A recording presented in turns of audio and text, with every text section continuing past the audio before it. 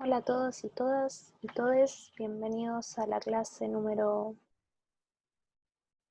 5, creo, a la clase, a la segunda parte del módulo de desigualdad, en el que hablamos anteriormente sobre clase y raza más que nada, y ahora me gustaría que abordáramos principalmente el tema de género.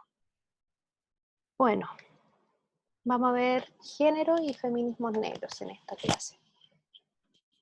Bueno, creo que no es necesario que abordemos específicamente lo que es el tema de género, su concepto, desde dónde surge, ni tampoco ver el tema de los estudios de la mujer, que eso ya es como parte más de género como tal, pero sí me gustaría que abordemos un poco el feminismo, sobre todo el feminismo negro, ¿no?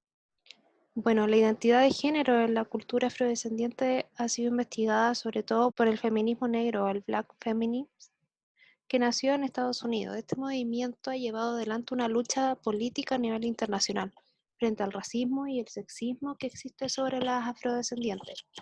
Este grupo asumió que ser de color es más que una definición biológica, sino que más bien es una categoría política.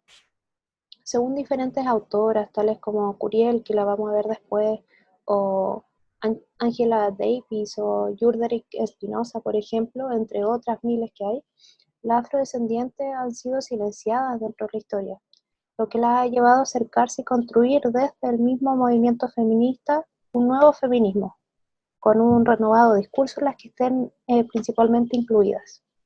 El feminismo negro se convierte en un feminismo no occidental que cuestiona radicalmente los ideales feministas occidentales, blancos, hegemónicos, primermundistas y también academicistas.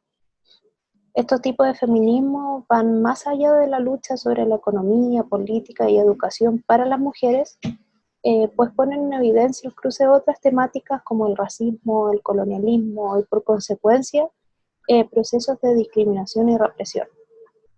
Además consideran variables, como ya lo habíamos dicho en la clase anterior, que es la interseccionalidad entre raza, clase, sexo y también sexualidad. Bueno, las afro reprochan desde las entrañas mismas al feminismo occidental y universal, pues este se olvida de cuestionar y analizar los diferentes contextos y situaciones particulares de cada mujer. Esto desemboca en un tipo de racismo que viene desde las propias feministas para con aquellas que viven otras realidades y que están atravesadas por la etnia y raza. Las feministas negras racializadas producen una teorización que remite a las prácticas y creencias propias de su cultura. Así crean una mayor vinculación en los discursos desde el género, la etnia y la clase. Para esto debieron entender que todas las mujeres eran distintas y que no bastaba solo con ser mujeres, pues cada una tiene sus objetivos, necesidades y demandas. Bueno, este grupo ha generado políticas antisexistas y antirracistas al mismo tiempo que también han logrado visibilizar el tema, lo que claramente las constituye como sujetas activas dentro de una lucha política. Este grupo principalmente denuncia las segregaciones de etnia y sexuales que hacen que ellas deban trabajar, por ejemplo, por menos dinero, a pesar de tener quizás, no ciertamente tiene que ser así, pero un mayor nivel educativo, probablemente. También denuncian el hecho de que no se haga nada al respecto para que esta situación deje de ocurrir, en especial por parte de políticas públicas del Estado, de los diferentes estados de América Latina y de la misma ciudadanía que continúa replicando modelos esclavistas. Tanto en lo privado como en lo público existió y existe, según como nos dice Curiel, explotación económica, construcción de estereotipos y roles sexualizados y racializados. Asimismo, ha surgido en América Latina un feminismo negro que apunta a estudiar las temáticas de los países en este hemisferio, pues como ya les comenté, el feminismo negro nace específicamente en Estados Unidos. Este movimiento posee un alto nivel de derechos colectivos en contraposición a la noción moderna que existe de derechos individuales.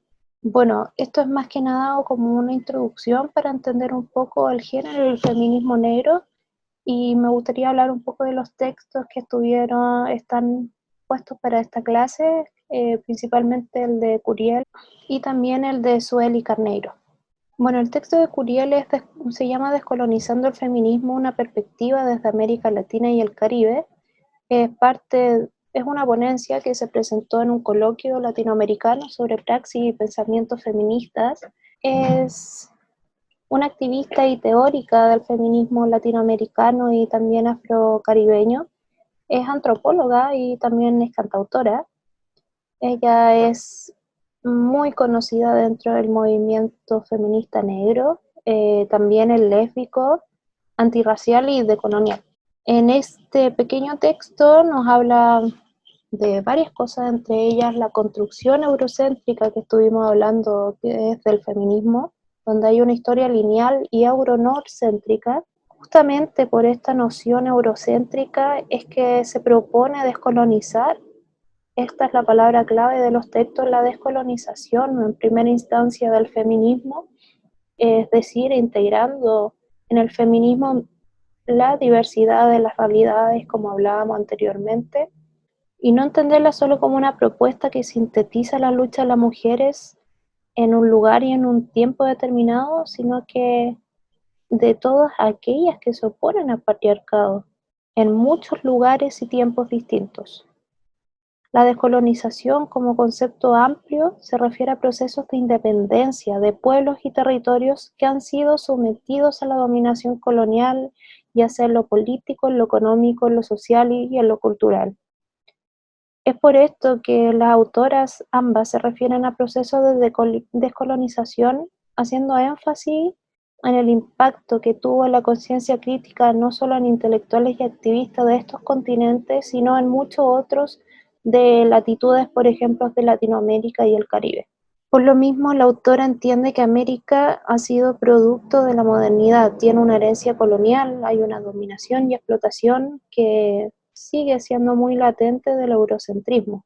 Por lo mismo, habría que usar el feminismo y la decolonialidad para dejar, por ejemplo, que las mujeres del tercer mundo sigan siendo aún cosificadas y pasen a ser agentes de su propia historia.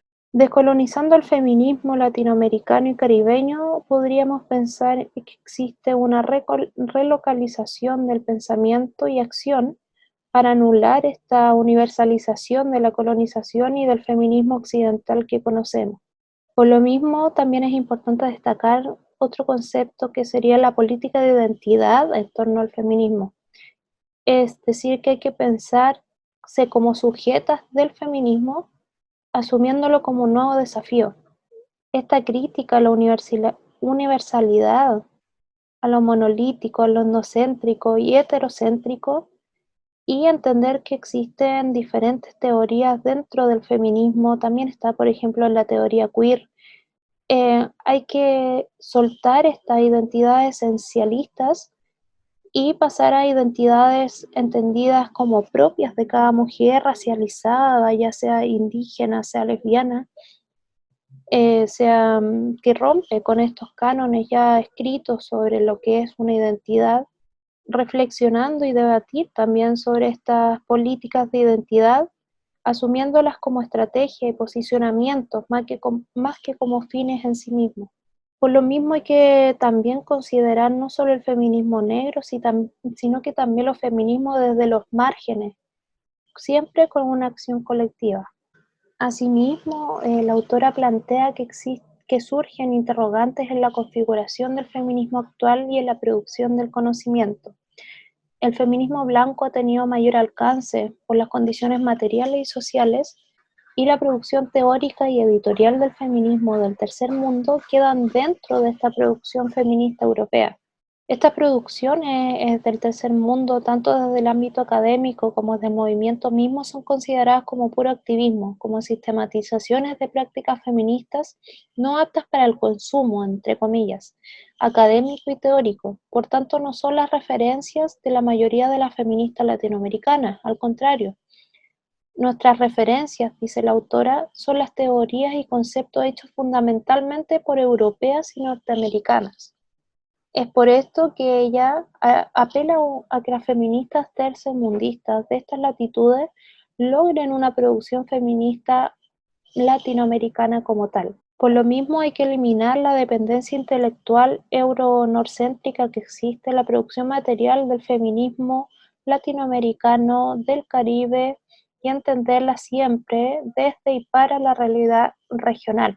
Lo que daría fuerza al feminismo latinoamericano, dice la autora, como propuesta teórica, crítica y epistemológica particular, es zafarse de esa dependencia intelectual euronorcéntrica, lo cual no niega que sean referentes teóricos importantes, pues el feminismo es a fin de cuentas internacionalista. Descolonizar para las feministas latinoamericanas y caribeñas supondrá superar el binarismo entre teoría y práctica, pues le potenciaría para poder generar teorizaciones distintas,